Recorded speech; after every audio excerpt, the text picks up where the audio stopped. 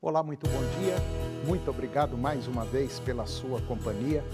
Está começando mais uma edição do programa Agronegócio e eu desejo a você um dia muito abençoado. E no programa de hoje nós vamos falar do crescimento da produção de cereais e oleaginosas aqui no Brasil. Vamos falar da armazenagem de grãos que está preocupando todos os setores que compõem o sistema produtivo brasileiro. Eu vou comentar da habilitação de novos frigoríficos pela China. Vou conversar com Armindo Vieira Júnior. Ele é o proprietário da Companhia da Abelha e sócio fundador da Escola de Apicultura, a maior instituição de ensino apícola online do mundo. E nós vamos falar do consórcio Apicultura e Cultura da Soja, que dá aí um aumento de 20% na produção de grãos. O programa Agronegócio já está no ar.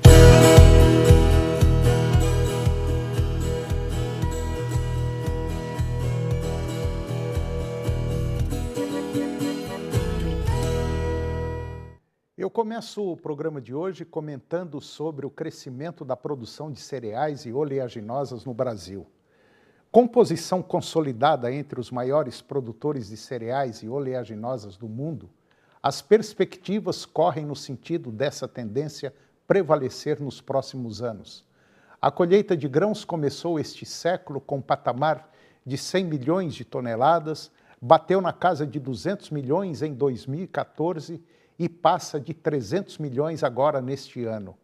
E as probabilidades são elevadas de chegar em 400 milhões de toneladas até o final desta década. Se até 2010 o sistema era autossuficiente, desde então a capacidade estática para atender toda a produção foi ficando mais deficitária, atingindo o nível atual de 118 milhões de toneladas. Tivemos um crescimento de 38%. As colheitas de soja bateram na casa de 155 milhões de toneladas, com vendas concentradas no primeiro semestre, e o milho, 125 milhões de toneladas, concentradas as vendas no segundo semestre. Alcançaram quantidades recordes. Um crescimento dessa magnitude se apresenta completamente inédito na história da agricultura mundial.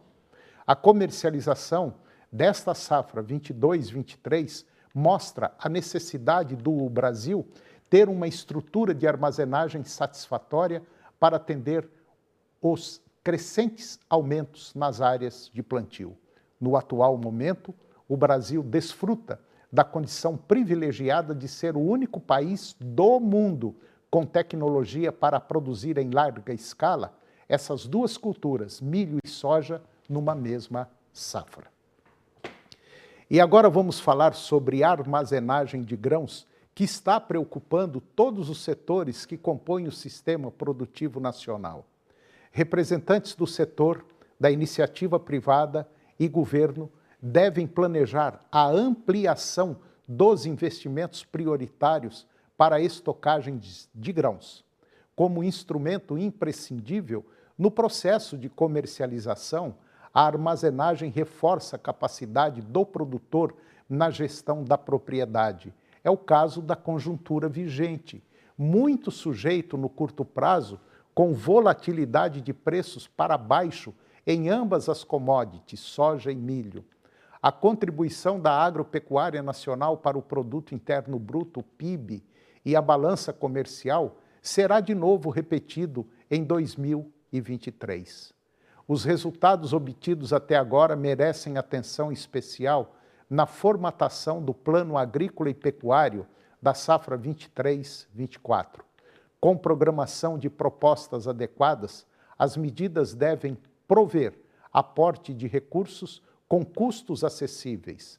As linhas de financiamento devem estimular o investimento na construção e ampliação de armazéns e silos, como acontece nas fazendas americanas. Eles têm 54% de silos, o Canadá com 84% e a Argentina com 40%. E agora vamos comentar sobre uma pesquisa que o IBGE realizou no primeiro trimestre deste ano em relação ao número de bovinos abatidos no período. Confira.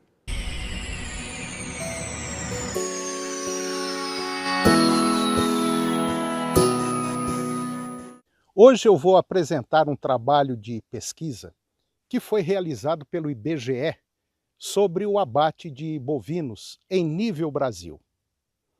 Mas antes de entrarmos nesse tema definitivo dos números do IBGE, propriamente dito, nós vamos dar assim uma visão geral do mercado atual da carne bovina, que não está, por incrível que pareça, muito bem. O Brasil está passando por uma crise jamais vista. O valor da arroba lá embaixo, o custo de produção lá em cima e a carne cara para a maioria da população brasileira, que infelizmente está enfrentando uma crise econômica muito preocupante, principalmente sabendo que o atual governo, ele ainda não, vamos dizer assim, ele ainda não encontrou o ponto de partida para alavancar os rumos do nosso país. Mas vamos falar propriamente dita da produção de carne bovina. A semana passada permaneceu com baixa liquidez no mercado físico do boi gordo e provavelmente essa semana ainda continua nessa situação. A elevada oferta de animais, ela fez com que os frigoríficos reduzam essas negociações e adquiram somente o suficiente para manter as escalas de abate que já estão preenchidas. Em todas as praças, o preço da arroba se manteve mais para baixo do que para certa estabilidade. No estado de São Paulo, por exemplo, o boi comum ele segue sendo negociado na média R$ 237 por arroba. E o boi China, depois de várias quedas, em São Paulo hoje, por exemplo, está na faixa aí de 245. A demanda pela carne bovina no varejo tem aumentado com a chegada dos pagamentos salariais, cujo mercado fica aquecido até por volta lá do dia 15 de junho, mais ou menos. E na semana passada, os frigoríficos brasileiros, eles receberam uma informação de que o processo de apresentação das empresas nacionais de carnes aos chineses para as novas habilitações, elas podem mudar de rumo. Isto é, novas regras para habilitação. E essa notícia ela chegou às vésperas da primeira viagem do ministro da Agricultura e Pecuária, o Carlos Fávaro, à China. Ao invés de enviar listas com a ordem cronológica dos frigoríficos, dos estabelecimentos, vamos dizer assim, que preenchem os requisitos para vender à China, que dá preferência às empresas que aguardam o aval de Pequim há mais tempo, poderão agora ser consideradas todas as cerca de 120 companhias que hoje buscam acesso ao mercado chinês, independentemente do período em que se cadastraram. Para isso, agora, essa mudança, apesar de ser noticiada, não é oficial e está no campo ainda das intenções, mas o modelo desagradou grande parte do segmento dos frigoríficos. E por falar em frigorífico, o IBGE divulgou agora o abate de bovinos no primeiro trimestre deste ano, que chegou a 7.340.000 cabeças, uma alta de quase 5% em relação ao mesmo período do ano passado, mas 2,7% inferior em comparação ao quarto trimestre de 2022. Segundo o IBGE, o último trimestre é o ponto mais alto do ano, com aumento do consumo de carnes devido às festas de final de ano e aumento de renda com o 13º. A queda no início do ano de 2023 também está relacionada à redução do consumo interno, devido às despesas extras com IPTU, IPVA, material escolar e por aí vai, né? Início de ano. Apesar disso, segundo o IBGE, o consumo no primeiro trimestre deste ano, ele foi superior ao de igual período do ano passado. Um outro fator que atrapalhou muito o mercado da carne bovina, ele foi aquele problema que deu da vaca louca, o embargo da China afetando a exportação brasileira, que ainda foi a segunda maior da série histórica, iniciada em 1997, para um primeiro trimestre. No primeiro trimestre deste ano, foram abatidas 7.340.000 cabeças. Simplesmente 333 mil cabeças de bovinos a mais em relação ao mesmo período do ano passado, impulsionado por aumento em 19 das 27 unidades da federação. E os aumentos mais significativos, eles foram em Rondônia, aumentou 166 mil cabeças, Mato Grosso 83 mil cabeças, que continuam liderando o abate de bovinos, com 16,4% da participação nacional, e aí vem o Mato Grosso do Sul, que aumentou 11%, e Goiás 10%.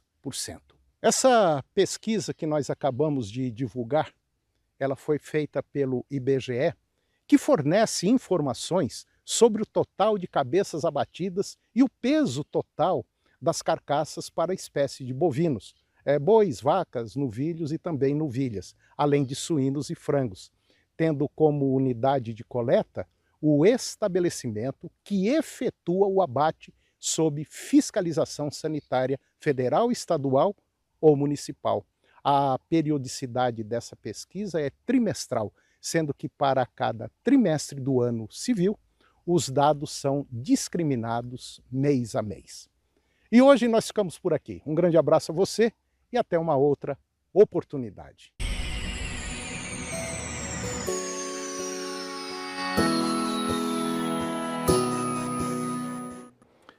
E depois do intervalo, nós vamos falar da habilitação de novos frigoríficos pela China e eu vou conversar com Armindo Vieira Júnior. Ele é proprietário da Companhia da Abelha e sócio fundador da Escola de Apicultura, que é considerada a maior instituição apícola de ensino online do mundo. E nós vamos falar do consórcio Apicultura e Cultura da Soja, que existe aí uma probabilidade de aumento de até 20% na produção de grãos. Nós voltamos já, é um minutinho só.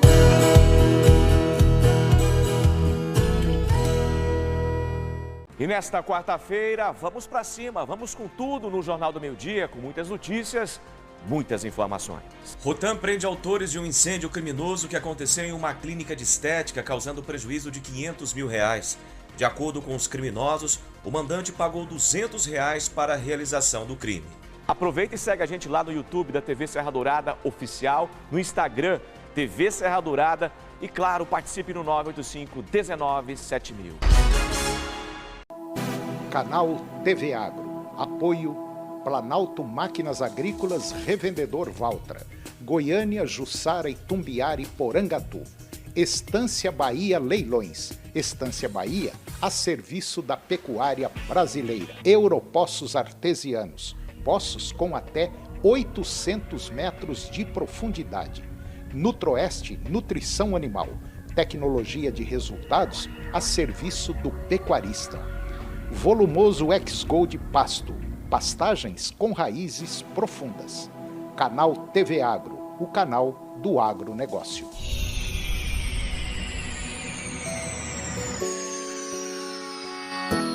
A gente quer entender tudo. Vai pegar fogo. Ixi, Maria. De segunda a sexta, 13h20 da tarde, Fofocalizando. Na Rádio da Alegria, tem risada todo dia. É 99% de humor. Com Nilton Pinto e Tom Carvalho. De segunda a sábado, na 99,5 FM. A gente ouve e se diverte. Porque gosta. Oferecimento O Mundo das Utilidades. Caravelo, Cidade Livre, Avenida Independência, Centro de Aparecida e Novo Horizonte. Bom Preço Autopeças. A peça que você precisa tem. Pérgola, o vinho de mesa mais vendido do Brasil por 9 anos consecutivos. São João tem que ter produtos Velho e PPA. Hoje, 15 para as 11 da noite. Uma pitada de humor sempre vai bem. É caso verídico. Com uma dose generosa de diversão. E o que acontece? Fica melhor ainda. Programa do Ratinho. Agronegócio. Oferecimento Moinho Fino. A delícia que é o nosso café de todos os dias. Puríssimo. Senar Goiás, a maior escola da terra.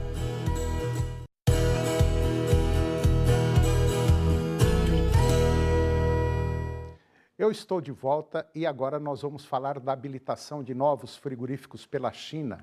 Desde 2019, a China não habilita novas unidades de produção de carne brasileira, ano em que 38 frigoríficos receberam o aval. Em 2020, o sistema de credenciamento das unidades para habilitação mudou e os documentos que antes eram enviados a Pequim em papel ou pendrive passaram a ser inseridos em uma plataforma online única. O Ministério da Agricultura dividiu em lotes as empresas que se cadastraram primeiro e, em 2021, enviou 4 listas à China, com um total de 79 frigoríficos de carne bovina, e também suína e frango. E desses, cerca de 50 são de carne bovina. Não ficou claro se a mudança no critério para as indicações partiu de Brasília ou Pequim. A preocupação do setor é que, sem o critério cronológico do credenciamento, surjam brechas para a prática de lobby e de influências na definição dos novos habilitados, o que pode dificultar a vida de pequenos e médios frigoríficos que estão na fila. A decisão final, no entanto, cabe exclusivamente à China. Por outro lado, há quem considere que o novo formato pode abrir espaço para uma habilitação em massa, o que beneficiaria mais empresas nacionais. E agora eu vou conversar com Armindo Vieira Júnior. O Armindo, ele é o proprietário da Companhia da Abelha e é sócio fundador da Escola de Apicultura, que é considerada a maior instituição de ensino apícola online do mundo. E nós vamos falar de um tema interessante. Nós vamos falar do aumento de produtividade da soja em função da abelha, da produção de mel e outros produtos que a abelha fabrica. Armindo Vieira Júnior, muito obrigado pela sua presença, muito bom dia. Tá tudo bem? Antônio, bom dia. Que prazer, que alegria pela rica e feliz oportunidade, meu amigo, de mais uma vez estarmos aqui com você, com toda a sua equipe. Gratidão pela oportunidade, muito feliz por isso. Que é isso, Armindo, é uma honra. O Armindo já está na lida com a apicultura, vem se dedicando aí há algumas dezenas de anos. Não é que ele seja velho, não. É que ele começou muito novo na atividade. Então o tempo passou e o Armindo hoje ele é conhecido nacional e internacionalmente dentro dessa importante área para a saúde dos seres humanos. Armindo, o mercado do mel, mercado da própolis, enfim, os produtos que a abelha fabrica mudaram muito nesses últimos anos e vem aí numa crescente muito grande, né? Hoje o mercado da apicultura é talvez a atividade do agro que mais cresce hoje no Brasil, quando você compara a atividade da apicultura a outras atividades do agro. Você pega hoje a apicultura, o Brasil hoje está colocando o mel em 28 países. Ele coloca toda a sua própolis praticamente, exportada 100% dela. Muito pouca própolis fica no Brasil, o que fica é praticamente só o básico para o consumo do mercado interno. Quando você tem aí países asiáticos que levam toda a própolis, o pólen apícola, o que é produzido não dá para atender o mercado. O que a gente tem é cada vez mais o mercado crescente. Já existe já uma projeção de potencial de demanda calculada pela Secretaria de Comércio Exterior, Ministério da Economia, Ministério da Agricultura, que estima em 250 milhões de quilos, 250 mil toneladas de mel, de demanda somada de mercado interno e externo até 2035. 250 mil toneladas. E o Brasil hoje está produzindo apenas 1/5 dessa quantidade. Até anotei aqui, eu ia perguntar justamente isso, qual que é a produtividade brasileira, que eu sei que é baixíssima. Tanto é que a procura pelo mercado internacional do mel, principalmente o mel orgânico, é imensa. É imensa. É imensa. E o Armindo se especializou, além de produtor de mel, própolis e tantas outras coisas aí, o Armindo se entrou pela vereda da educação, de dar cursos dentro dessa área. E parece que a coisa explodiu, né, Armindo? Principalmente depois da pandemia. Quando a gente pega exatamente a questão do mercado orgânico para o produto apícola, o mundo hoje ele não quer mais saber de remédio de farmácia, ninguém quer saber mais de antibiótico, ninguém quer saber mais de anti-inflamatório. As pessoas estão procurando produtos naturais. A pandemia levou a isso. O mel da abelha, depois da pandemia, ele teve uma explosão de procura do mercado internacional, tanto é que o Brasil, ele praticamente, em período de 3 anos da pandemia, ele aumentou o seu processo de exportação em quase 30% no volume de mel, comparado aos números que eram antes da pandemia, e a própolis, então, essa que desapareceu, depois que houve uma pesquisa da USP corroborando a atividade antivirótica da própolis verde brasileira contra o coronavírus. Uma pesquisa fase 3, randomizada no Hospital São Rafael de Salvador, com ensaio clínico com paciente hospitalizado. E o principal dado que eles encontraram, primeiro dele, é que, primeiro, nenhum morreu. Nenhum dos pacientes que geriram própolis morreu. E o tempo de internação usando a própolis contra o coronavírus reduziu pela metade. Isso ainda foi uma pesquisa de 2020. Essa pesquisa saiu internacionalmente e quando ela caiu nas publicações internacionais, houve uma corrida internacional à própolis brasileira.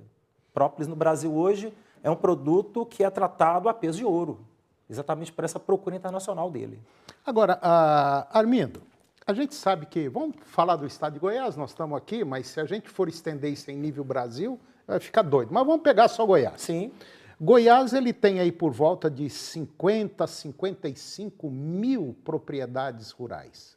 E a maioria são pequenos produtores. Sim. São produtores aí na faixa de 2, 3, 10, 15, 20 alqueires. Vamos falar assim para o povão entender. É o pequeno produtor. É o pequeno produtor. Pequeno, se quiser continuar em termos de área. Sim. Porque você pode se tornar um grande produtor, produzindo, inclusive, não só mel, mas como associar frutas também. Sem dúvida. Quando você pega, por exemplo, a Associação da Apicultura hoje, consorciada com as áreas, por exemplo, de agrofloresta, você tem um incremento gigantesco, por exemplo, na produção de frutas. É muito grande. O processo de polinização é gigantesco. O próprio processo de produção de mel, você pode ter os seus 5, 10, 15, 20 hectares de terra. Mas a abelha não vai trabalhar só aquilo que está dentro dos seus 20 hectares, ela vai além da sua cerca. Ela vai até 1,5 km de raio. Um apiário instalado na sua propriedade, diga-se de passagem, não é a fazenda inteira, é um pedaço de área de 12 por 30 metros. Você vai instalar um número de até 100 colmeias nesse pedaço de área de 12 a 30 metros e essas abelhas vão até um raio de 1,5 km, cobrindo uma área total de 707 hectares. Espera aí, 12 por 30 metros? 12 por 30 metros, é um lote urbano. O equivalente a um lote quantas urbano, colmeias? você consegue implantar um número de até 100 colmeias de abelhas. 100 colmeias num lote de 12 por 30? Num único lote de 12 por 30.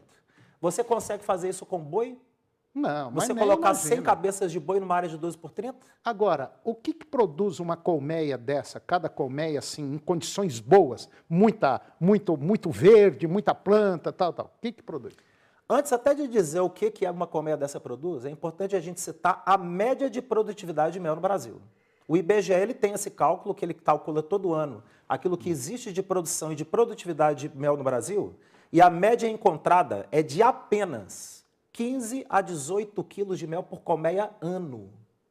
Isso é a média do Brasil. É uma média ínfima. Quando você pega países de primeiro mundo que atingem 80, 90, 100, até 150 quilos de mel por colmeia ano. Quando você pega aí sim a metodologia correta, trabalhando a abelha para atingir uma grande população de abelhas, genética de rainha, troca de favos velhos, alimentação adequada para o período de escassez, porque a abelha não produz 12 meses do ano. Você alcança uma grande população de abelhas e pode atingir 60, 80, 100, até 120, 150 quilos de mel por ano. É muito mel. E mercado garantido. Mercado garantido, porque você tem hoje o mercado externo, que quer todo o mel do Brasil, e o mercado interno também, que após a pandemia, mais que dobrou o consumo dele. Bom, e está tendo uma eterna briga com o pessoal que planta soja, com o que planta milho, para não usar produtos químicos que matam as abelhas. Exato. Então já tem muita gente utilizando produtos que não prejudicam a abelha. E parece que o resultado do trabalho da abelha em cima de uma lavoura de soja parece que é um resultado positivo, né? É um resultado mais que positivo e confirmado pela Embrapa. A pesquisa da Embrapa Soja no Paraná, conduzida pelo professor Décio Guzoni, que é uma das grandes autoridades na área de pesquisa na área de soja, e uma pesquisa que durou quase 10 anos, eles entrando com abelhas em áreas de lavoura de soja, eles encontraram um número de aumento da produtividade de soja na casa de 11 a 30%. Colocaram dentro da publicação que saiu recentemente, em torno na média de 20% de aumento de produtividade. Nossa, se aumentar produtividade. 10, Se aumentar 10%, com o que o Brasil já está produzindo, aí eu vou te contar, vai entupir o mercado, não tem onde guardar. Nós já não estamos tendo onde guardar nossa soja. E vai ser muita soja. A questão é que hoje a gente tem um momento que pode ter aí uma oferta, às vezes até pontualmente maior do que a procura, mas a gente sabe que no médio e longo prazo, a demanda pela soja, e não só pela soja, por todos os produtos de alimentos, eles vão ser cada vez maiores pelo mundo. Um fato muito interessante é o seguinte, se acabar com a abelha, acaba com a raça humana rapidinho. É muito rápido, porque a abelha ela é incrível, o né? principal animal responsável pela polinização. Tudo que a gente come, você que assiste, você tem que pensar que quando você coloca um prato de comida, de todos os grãos que chegam no prato de refeição que você consome diariamente, de cada 10, 8 grãos passaram pela polinização da abelha. Então é muito importante você pensar na abelha como agente essencial no processo de produção de alimento. É verdade. Ah, mas nós temos produtores que fazem o processo sem depender da abelha. Será? Será que aquele produtor ele não observa a visitação da abelha naquela flor? Quando a gente pega, por exemplo, a soja, que é autóctone, a gente sabe que a soja ela tem um processo de polinização que ela mesma se poliniza. Mas isso não quer dizer que a abelha ela não tem um trabalho de modulação naquele processo da soja, o que favorece o processo de aumento de produção do grão e o tamanho do grão também, Antônio. Bom, você que está nos acompanhando, essa conversa eu acho muito interessante, ela não vai ficar só por aqui não, ela vai se estender muito mais, porque o Armindo vai fazer, nós vamos procurar trazer o Armindo mais vezes aqui para passar essas informações. E para você que está nos acompanhando e tem uma propriedade e quer começar a ter uma outra atividade, eu vou te dar um endereço, o telefone do Armindo é o 99868-2232. Esse é o telefone do Armindo. Tem também o site, que é www.cia, quer dizer, de companhia, ciadaabelha.com.br, e tem também o suporte@ciadaabelha.com.br. Liga para o Armindo, faça um curso, é um baita do negócio interessante. Eu não estou aqui fazendo propaganda da Companhia da Abelha, estou fazendo propaganda das probabilidades que você, produtor rural, pequeno produtor, pode ter, principalmente se você tiver aí aça-peixe no seu pasto, que a turma fala que é praga, mas é muito bom, no caso da abelha, se você tiver manga, laranja, enfim, o que for de fruta. Além das flores do cerrado, né? Que dá um mel maravilhoso. É verdade. Armindo, pode ficar tranquilo que você vai fazer parte aqui agora da nossa bancada aqui mais vezes, porque as informações são importantíssimas. Muito obrigado, Armindo, mas muito obrigado mesmo pela sua presença. E eu gostaria que no próximo programa, na próxima oportunidade, a gente falasse de uma coisa interessante, que é o própolis. Sim. O uso do própolis. Tá bom? Rapaz, tantas pesquisas que evoluíram, tanta informação para trazer. Eu sei disso. Por isso que você vai vir aqui. Antônio, gratidão pela rica e feliz oportunidade. Um abraço a todos vocês. E necessitando de mais informações, os dados já foram passados. Um fraterno abraço. Gratidão, Antônio. Falou. Obrigado, Armindo. E o programa de hoje chegou ao fim. E eu termino o nosso programa com a seguinte frase. A vida é uma pedra de amolar. Desgasta-nos ou afia-nos, conforme o metal de que somos feitos. Um grande abraço, muito obrigado pela sua companhia, que Deus nos abençoe e até o próximo. TV Serra Dourada SBT Goiânia. As notícias do esporte goiano e nacional do jeito que você gosta. Serra Dourada Esportes. Daqui a pouco, às 11h30.